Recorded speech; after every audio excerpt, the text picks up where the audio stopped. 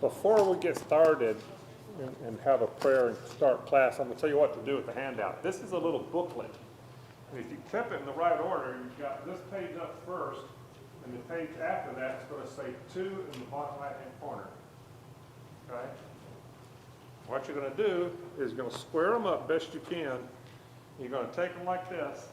You're going to fold them back, corner to corner, and crease them down the middle. That makes you your little booklet. See? Like that. This is already done. Now when you page, you should see a page 2, and then turn that 3, 4, 5, and 6. Can I start having everybody fold on bulletin? Sure. Can't trust this mistake. We'll come early on Wednesday nights and do it.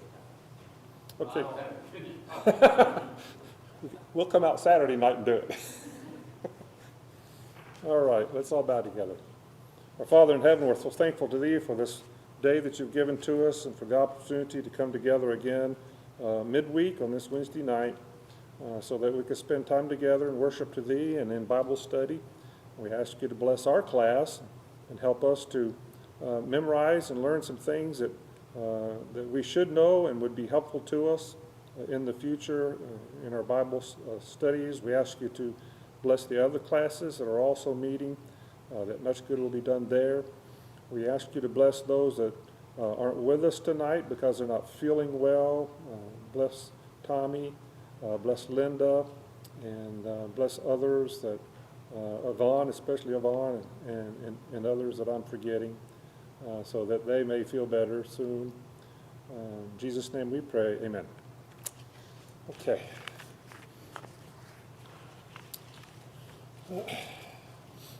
We're supposed to cover Jacob and then get into Joseph, and for some reason I just completely overlooked Jacob. He's a pretty important fellow.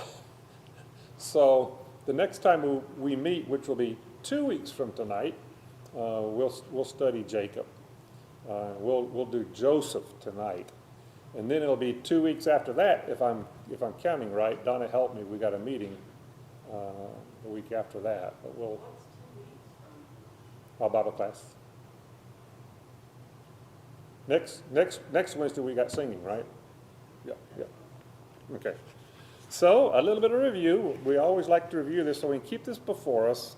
Why are we learning this in class? There's 3 main reasons why we do what we do. Try to memorize the 17 time periods that Bob Waldron came up with. We're learning the hand motions that other people have done, but we're using Donna's specific style. She came up with those for her class. And we're trying to learn main events from each time period so we can kind of get an idea of what's supposed to be going on in those events. We're trying to learn the scriptural bounds of the time periods as well. And the reason we're doing this is, number one, so that we can cement basic Bible facts in our brains. That's always a good thing. The second, and probably the most important, is that we want to develop this organization for future Bible study and knowledge, so we'll have somewhere to put it instead of like the little vase that got put in a box and got lost in the warehouse. Now we've got a lattice work where we can put everything we learn in there, and hopefully that will help us to remember them. And the third thing is while we're doing this, we want to see God's plan and fulfillment and how that scarlet thread runs through the scriptures. Now, we can't do a lot of that, but we'll try and get as much as we can. Okay. Let's rehearse. Ready? Those who participate. And I got to confess, and y'all do too, you're not doing this every day, twice a day, are you? No, I'm not either. And I was talking to Don about this. I want it to be automatic, but I don't have to think about it, especially naming off the time period. So that's something we can work on. Like we do the books of the Bible, we can just rattle those off without thinking about it until you try to say them backwards, and there's just no way, because we haven't tried that. So what's this, Justin? Before the flood, all right? The flood,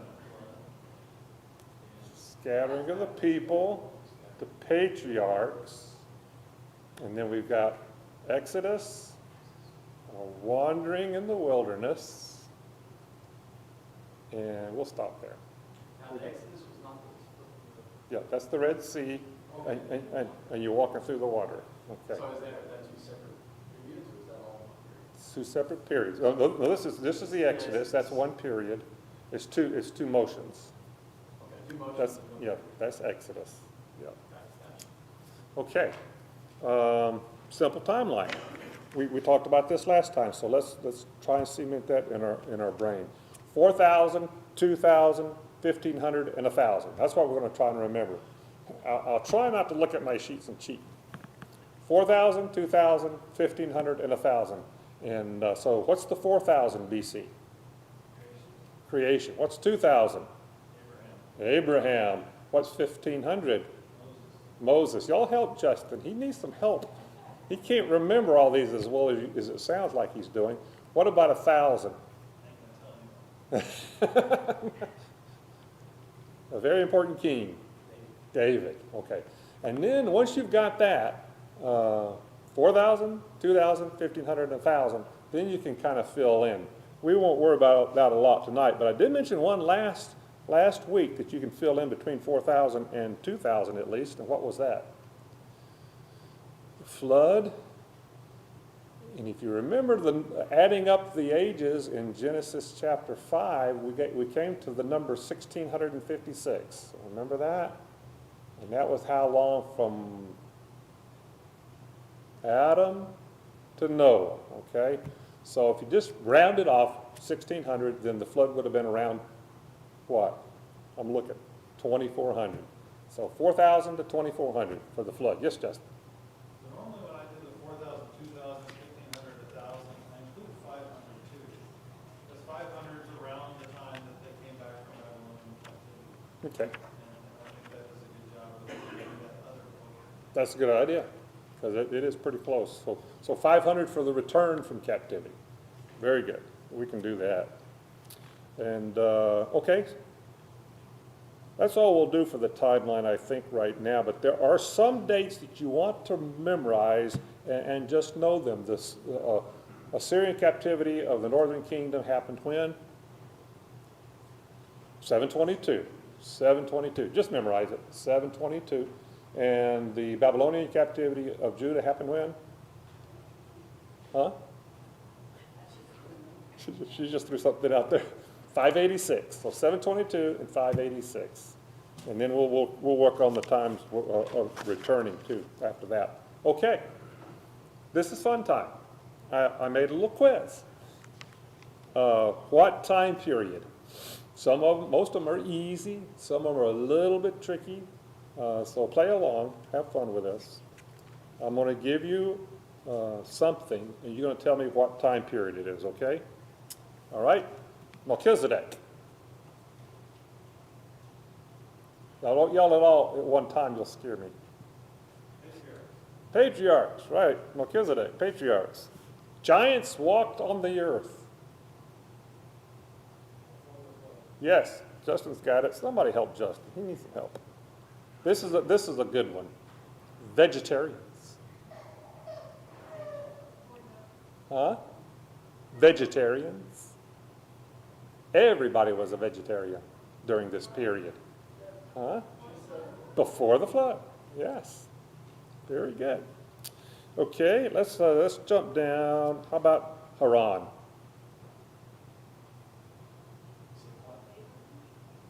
Well, Abraham is correct, but what time period is it? It's his brother, and it's also the city where they lived for a while. It's the patriarchs, right? Haran happened during the patriarchs. Here's a hard one. Pishon. Either you know it or you don't. It's one of 4 rivers that branched off from one river. And one of them is called Euphrates. Before the flood. This is the river that came out of the Garden of Eden, and it split into 4.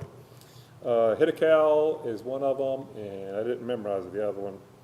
All righty, what about the first recorded death of an animal? Had to be before the flood, right? And it would be, what would that be, Stan? Would be when God provided the tunics for Adam and Eve. And in a way, I've never thought about this before, but I did some reading for class, and it pointed out that this could be viewed as the first sacrificial death. And it was actually done by God because he had to kill the animals to provide them clothes to cover their shame because of their sin. So I thought that was very, very interesting. What about the rainbow? Easy peasy. No, we don't have it after the flood. Because we're after the flood. The flood, just the flood. Yeah, just the flood. Y'all want any more, or y'all tired yet? How about the first brick making? That would probably be the Tower of Babel and Scatter. Yeah, except it happened before the Tower of Babel would make it at the end of the flood. Remember?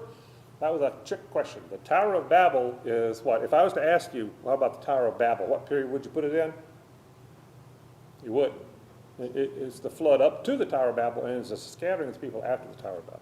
So they made bricks to build the Tower of Babel. Okay. One more I wanted to use. Okay. Air quotes, he laughs. He laughs. Ring a bell? Yes. Yes, very good. Okay. All righty. Y'all did great. Okay, let's see. Let's talk about the time constraints on these periods. Not the chapters, the scriptural bounds. That's what I'm looking for. The scriptural bounds for before the flood is what? Genesis, what chapters? 1 through 5, very good. What about the flood? What chapters?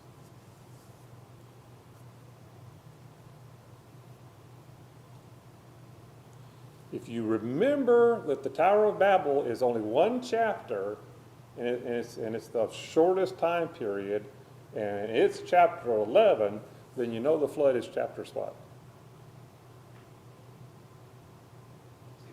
6 through 10. And if you know there's 50 chapters in Genesis, then the Patriarchs is what chapters? Well, we got 11, right? We got 11, so it's got to be 12 to 50, right?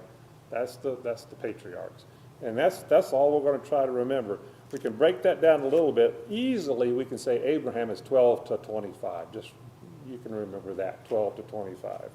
Okay, just a little bit of drill to get us started. Thank you for participating. Okay. All right. We're going to talk about Jacob in 2 weeks. But tonight we're going to look at Joseph.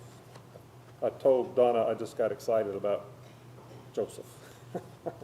So we're on page 23 in our books, and somebody tell me what you've done. If you looked at the lesson, you know what chapters in Genesis is the story of Joseph.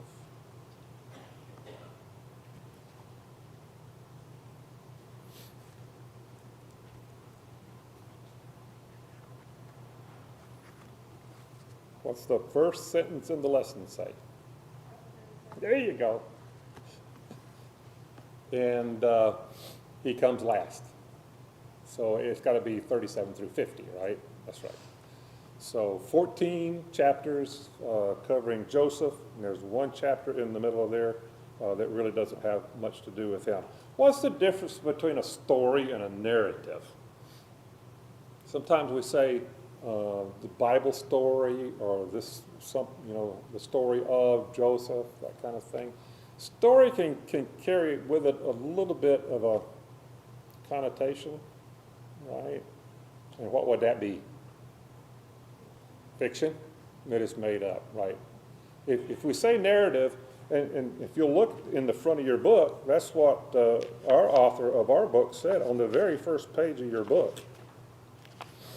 He said at the end of that first chapter there, if I take my paperclip off, he said, in these studies we will look at the complete Bible story, only most often we will use the word narrative, and he defines that, a spoken or written account of connected events rather than a story.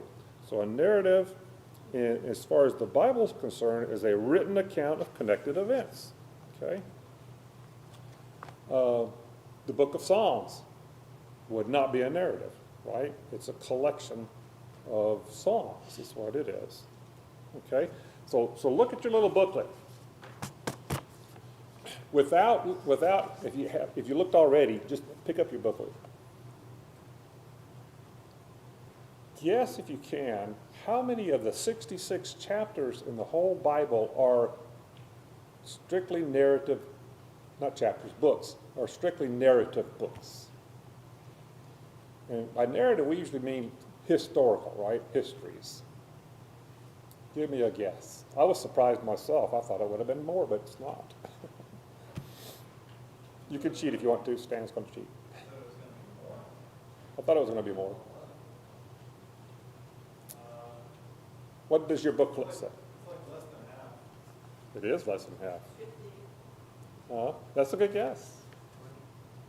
That's a better guess. 25, 26, 27. 25.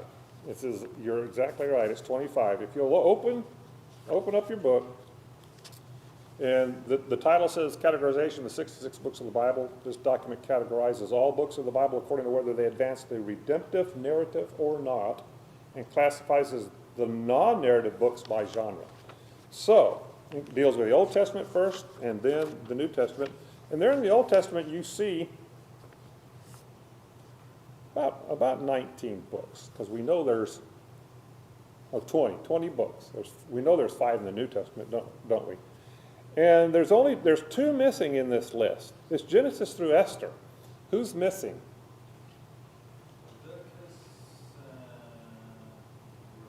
Right.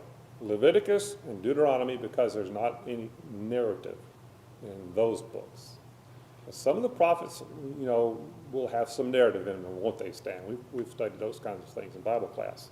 But there's the list of them, and it tells you mostly what they're about. Okay, and I would say the epistles in the New Testament have a lot of narrative too. they do, they do. But what we're looking at here is the mostlies. Okay, and then on page 3, the Old Testament non-narrative books are broken by genre. Those that are law and worship, wisdom liturgical. What does liturgical mean? So, yes, songs. And then the prophecies by pre-exilic and post-exilic, and everybody's spelled out there. And we're going to mention these books. We don't want to overlook them. Why? We want to have somewhere in our lattice work to put them, right? Like what time period do they belong in? So we can associate them with the narrative. So we'll be doing that. And in the New Testament, it's very easy, the New Testament. There's 5 narrative books, the 4 Gospels and Acts, right? And then there's what? On page 5. Got the Pauline epistles, the general epistles, which in this list we include Hebrews. Most think there's probably Paul. And then Revelation is broken out on its own as apocalyptic literature. And then there's a summary table there for you to look at. You can see how that all works. And I went to too much trouble making this. Stan understands, don't you? Whenever you try to do something like this, hours. But I wanted to do this so you print them like that so you could do this. See? This fits right in your workbook. You can close it up in there. And then once you've got all that memorized, you don't have to keep it in there no more. You can put it in your drawer. Okay. All righty. I hope that's a little bit helpful for us to kind of get an idea about how we're trying to track down the Bible narrative. Okay, let's talk about Joseph. Who was Joseph? Somebody tell me who Joseph was. 11th son of Jacob. Yes. And who was his mother? Rachel. Chapter 37 is about the trouble he gets in with his brothers, right? He wasn't a bad lad. It's just that he shared everything. When he had dreams, he shared them. And his brothers weren't very kind. They hated him because of what he did. So much so that what did they do to Joseph in chapter 37? What did they want to do, actually? They wanted to kill him dead. But they ended up not, because there's 2 brothers that really didn't want that to happen, and I think they kind of intervened a little bit. But he was sold into slavery, right? The Midianites, who were Ishmaelites, descendants of Ishmael, right? They're descendants of Abraham, but they were slave traders, and he was sold to them for how much? Do y'all remember? I don't know if that was in the lesson or not. It's 20 pieces of silver, which is not much for a young man. He was 17 at the time, and they should have got at least 40. Is what my reading was saying. And when he got down to Egypt, he was probably sold for even more than that. But that's chapter 37. Chapter 38 is kind of a little bit of an interlude right there. It's got nothing to do with Joseph. Do y'all remember what chapter 38 is about? It's worth mentioning because it's part of the narrative. It's Judah and Tamar. If y'all remember the story of Judah and Tamar. Judah did not follow the example of Abraham. When Abraham wanted his sons to marry, how did he get their wives? He sent back to his family, right?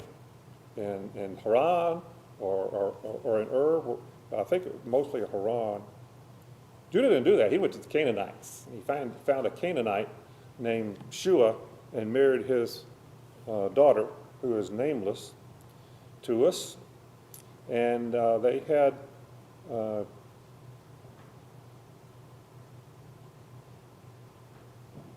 4 sons. No, not Tamar. Tamar's later. Tamar is Abraham's daughter, right? Isaac. His firstborn was 6 and 38. Say again? Yeah, 36. He took a wife for her and his firstborn. right. Shua's firstborn. That marriage, Onan, Shelah, and Chizib. Okay. Tamar is a daughter of Judah. I'm forgetting now, but I think is related to Judah. But basically what happened is that, if you remember the story, dies. Onan is supposed to raise children to Tamar, and he doesn't do it. They're both killed because they're evil, and Shelah is supposed to be her husband when he grows up. And Judah doesn't give her to him, so she goes about getting her own husband her own way. So that's there in 38 because it explains some of the things that go on with those sons, and that Judah was not all he should have been. Okay, back to the story or narrative of Joseph. Chapter 39, now that we know he's sold, he is now down in Egypt. And who bought him? Potiphar, right. So these 3 chapters you can group them together, 39, 40, and 41. They all go right together. 39 deals with Joseph prospering in Potiphar's house. How is it that he prospered? Patsy? He was very skilled at what? Managing the financial everything about the house, right? He was a steward. Potiphar made him the steward of his house. So much so that he did everything, and all that Potiphar needed was something to eat, and that was provided for him. That's what the scriptures say. But he had an evil wife, and this evil wife wanted to seduce Joseph. Of course, Joseph would refuse to do that. And Potiphar had no choice, did he, but to throw him into prison. And we think this is a terrible thing, don't we? Joseph certainly did at the time. But we're going to find out as the lesson goes on that these things didn't happen by accident. This was God's plan. Everything that happened to Joseph was according to God's plan. And when we have bad things happen to us, and we're woe is me, and we're tempted, we may be tempted, like worldly people, to blame God for some bad thing that happened to us. We need to just think about Joseph and what we learned from Joseph, okay? So he ends up in prison, chapter 40, and while he's in prison, he gets to learn about the woes of Pharaoh's baker and cupbearer. Okay, a cupbearer is very close to the king or Pharaoh in his case. But what was his job? What did he do? he tasted wine just in case it was poison. So he would die and not Pharaoh. And then the baker, of course, same thing. He baked, he cooked all the food for him. But they both had dreams, and Joseph interpreted the dreams for him, didn't he? So that's what happened in 40, and we know the story about that. But chapter 41, that leads up because of that, him interpreting those dreams, and the baker promising that he would tell Pharaoh, not doing it, another thing that we're talking about, because if he did, then Joseph might not have had an opportunity to interpret Pharaoh's dreams. See what we're trying to conclude here about how things work out in a person's life. So he spent years more. I think he was 30 by the time he actually stood before Pharaoh. But Pharaoh had his dream. Does anybody remember what Pharaoh's dream was? He had 2 dreams, right? And as Joseph said, they're 2 in 1. What were they?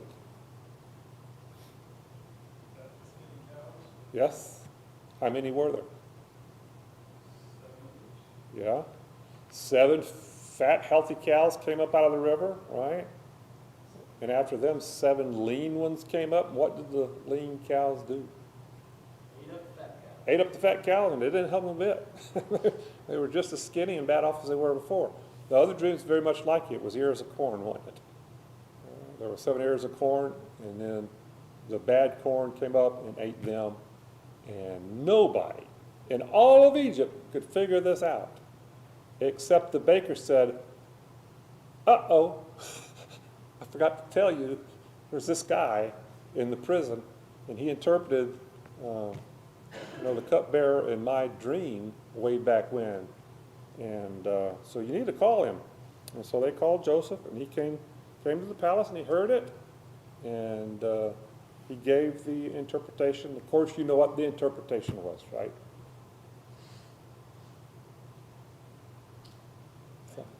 Right. It's famine in Egypt. And that's bad because everybody else depended on Egypt, didn't they? When there was famine, like up in Canaan, for example. But first it's going to be 7 years of plenty. Lots of food.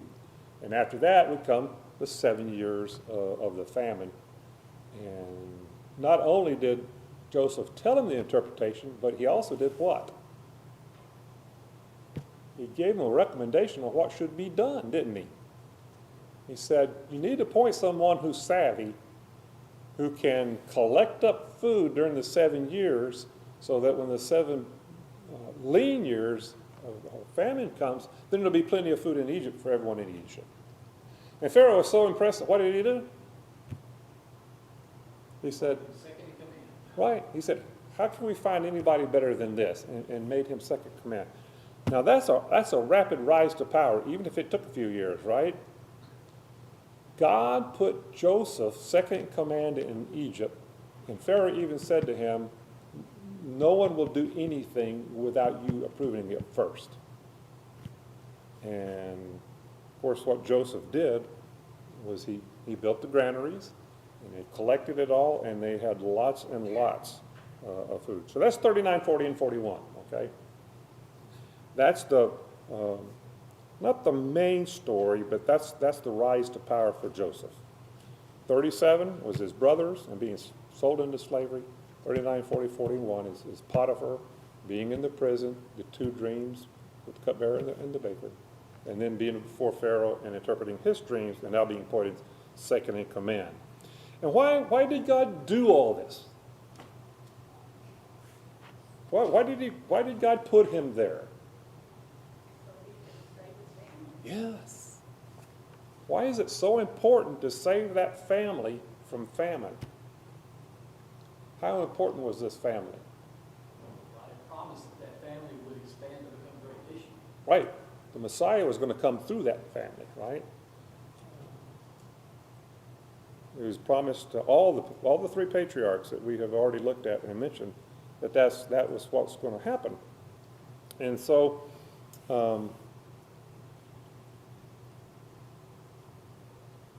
Now Joseph, it wasn't Joseph's idea. He didn't know what was going to happen. But when the famine got to going bad, people up in Canaan would have to come down to Egypt to buy grain from Joseph. And that would include his family, right? So they sent help. Jacob sent everybody down to Egypt, right, to ask for grain. Is that true? Nancy, why isn't that true? Why did he keep Benjamin home? He was the favorite. He was all that was left of Joseph and Benjamin. He thought he believes Joseph is dead, so he wasn't going to let Benjamin go. So he kept Benjamin back.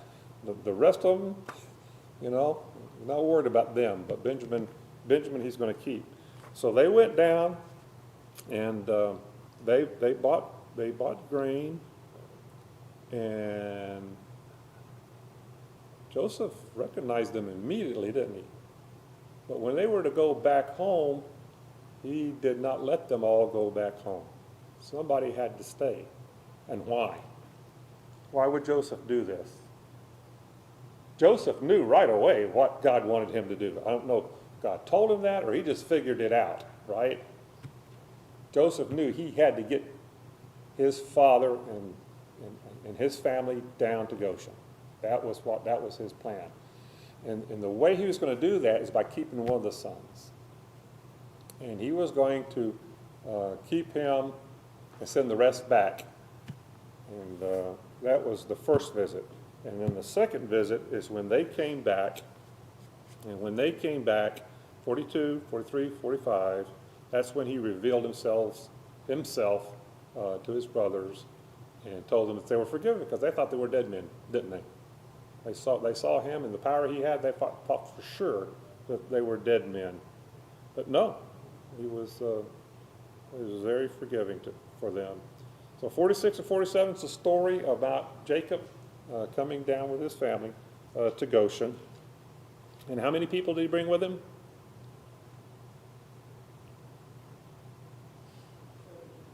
70.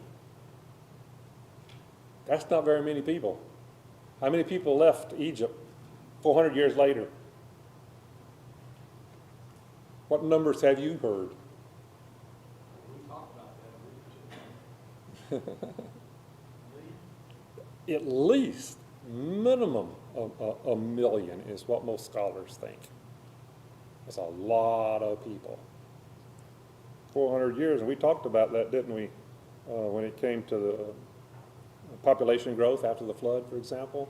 Of course, they were a lot longer lived than Jacob's family. One number says 75, one says 70, one says 75. The Greek Septuagint says 75. And a possible explanation for that is Joseph's son's children, okay? Being 5 of those. And then 48 and 49 is kind of winding up the story of Joseph.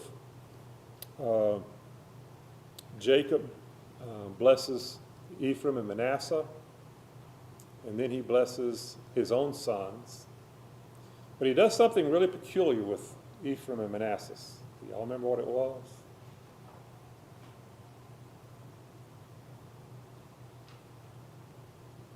He gave Joseph the double portion. Now, how could he do that if Reuben was the firstborn and he was entitled to the double portion? How is it that Judah could bypass Reuben and give it to Joseph? Abraham did the same thing. He bypassed Ishmael and gave it to Isaac. Isaac did the same thing. He bypassed Esau and gave it to Jacob. Yep.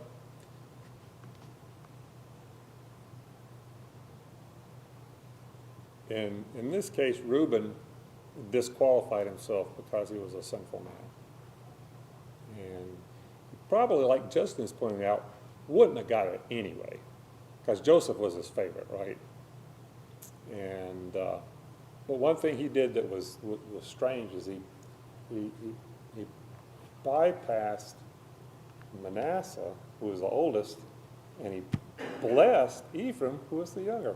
And that's the kind of thing that Justin was talking about. A lot of time in these families, the Lord favored the younger over the older. But so he blesses his sons, and by blessing them, some of them, he was pretty strong with them, wasn't he? And then chapter 50 is the death of Jacob, and then finally the death of Joseph. So that's the narrative of Joseph. So just remember what? What chapters?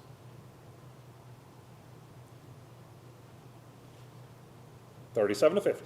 That's right. 37 to 50 is the story of Joseph. 12 to 25 is Abraham. Yes? You're talking about God's sovereignty and all this, and I just wanted to bring in something that troubles me.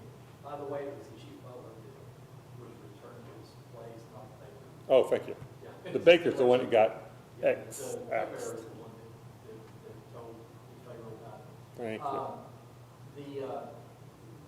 The outspoken nature of Joseph. You mentioned he was a good kid, but he said what he, and you think, I mean, in looking at that, that was a part of the providential hand and all, but even his father, when Joseph spoke up, his father got onto him about it. And for the same reason as his brothers hated him, his father said, "You're saying I'm going to bow down before you," which is inappropriate in a sense.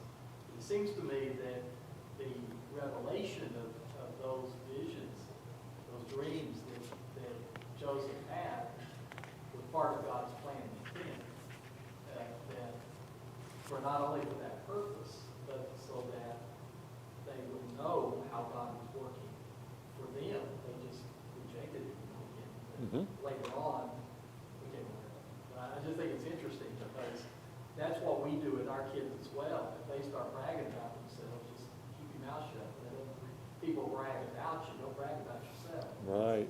One of the lessons we taught. But here, Joseph is doing it, and it seems to be what God intended for him to do.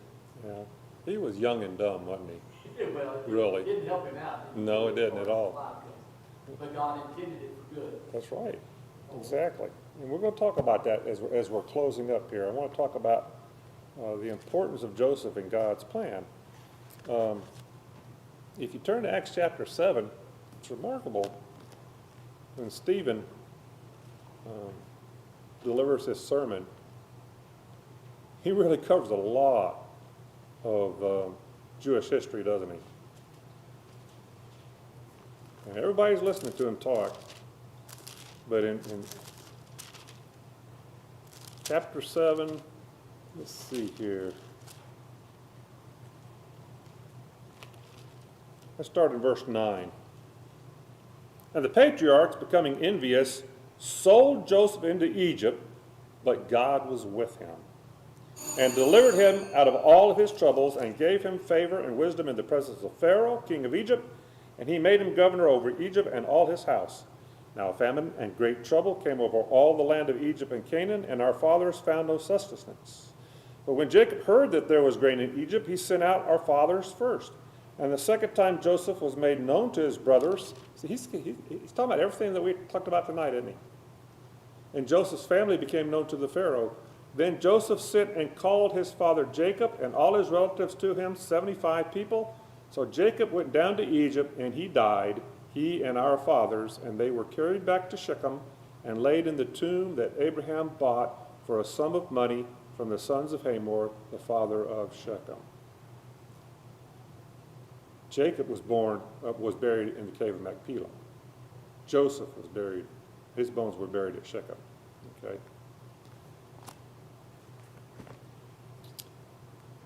Somebody turn to Genesis 45, and let's read verses 1 through 8.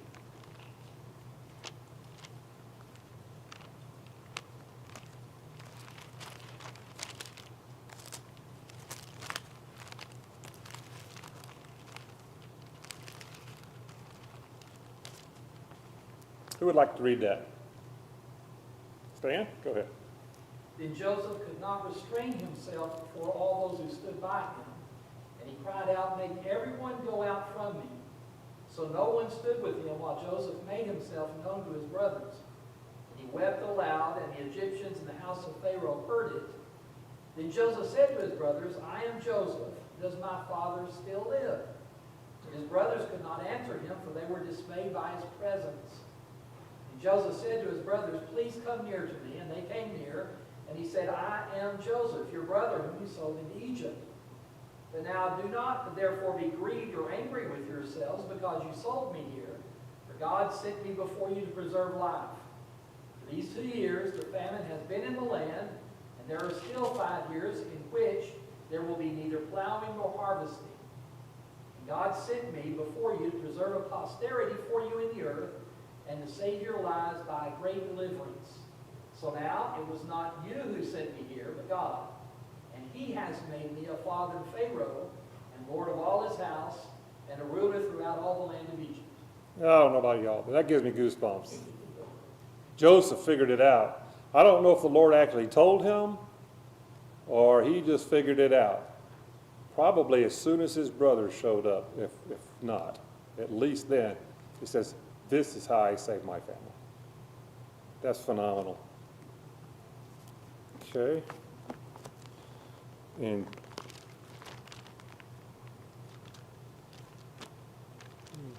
don't want to run out of time because there's a couple things I still want to do.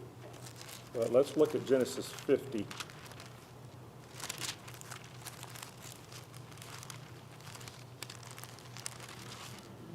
We're going to read 15 through 21. When Joseph's brothers saw that their father was dead, they said, Perhaps Joseph will hate us and may actually repay us for all the evil which we did to him. So they sent messengers to Joseph saying, Before your father died, he commanded, saying, This is what their father said to them. Thus you shall say to Joseph, I beg you, please forgive the trespass of your brothers and their sin, for they did evil to you. Now please forgive the trespass of the servants of the God of your father. And Joseph wept when they spoke to him. And his brothers also went and fell down before his face, and they said, Behold, we are your servants. Joseph said to them, Do not be afraid, for am I in the place of God? But as for you, you meant evil against me, but God meant it for good, in order to bring it about as it is this day, to save many people alive. Now therefore do not be afraid. I will provide for you and your little ones. And he comforted them and spoke kindly to them. Look at verse 20 again. But as for you, you meant evil against me. And they certainly did. They wanted him dead. But God meant it for good. God used the evil things that they did to suit his purposes. That's important to understand that God does that. All right. I want to cover something real quick as people are coming in. How is Joseph a type of Christ? Name one way, anything you can think of. Was he a type of Christ? He most definitely was. Can you think of something?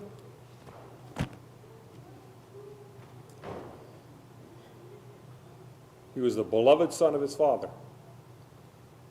Jesus is the beloved son of his father. He was sent to his brothers who rejected him. Jesus was sent to his brothers and they rejected him. He was sold for 20 pieces of silver. How many pieces of silver was Jesus sold for? 30. They were both the price of slaves. They were both falsely accused. Joseph suffered because of it. Jesus died because of it. He was crucified. Joseph was exalted to rule after his suffering. Jesus was exalted to rule after the cross. He rules from heaven. Joseph provided bread for the world, and Jesus provided the bread of life. Joseph forgave those who wronged him, and Jesus not only forgave his persecutors, but he's forgiven the world. Isn't that incredible? That's more than one or two little coincidences there. That's a whole handful. Joseph was definitely a type of Christ. Oh, thank you very much, y'all. Appreciate your attention.